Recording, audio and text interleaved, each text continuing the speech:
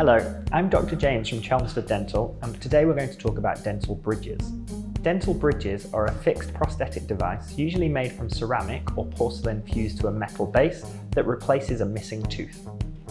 A dental bridge is securely attached to a real tooth either side of the gap, and once cemented into place, it looks and acts like a natural tooth.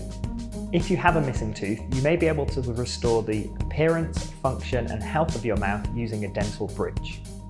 If you leave the gap unrestored, what can happen is the teeth either side of the gap can move, and this can lead to problems such as gum issues or tooth decay. There are two main types of dental bridge. The first type is an adhesive dental bridge.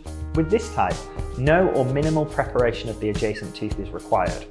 At your appointment, we will use our 3D scanner to create a 3D model of your mouth, which is sent to our technician, who then takes around 10 days to fabricate your bridge. At the fit appointment, this is then cemented into place, restoring the appearance and function of your mouth. The second type of bridge is a conventional bridge. At your appointment, the adjacent tooth is prepared and we remove between 1 and 2 millimeters of the tooth structure.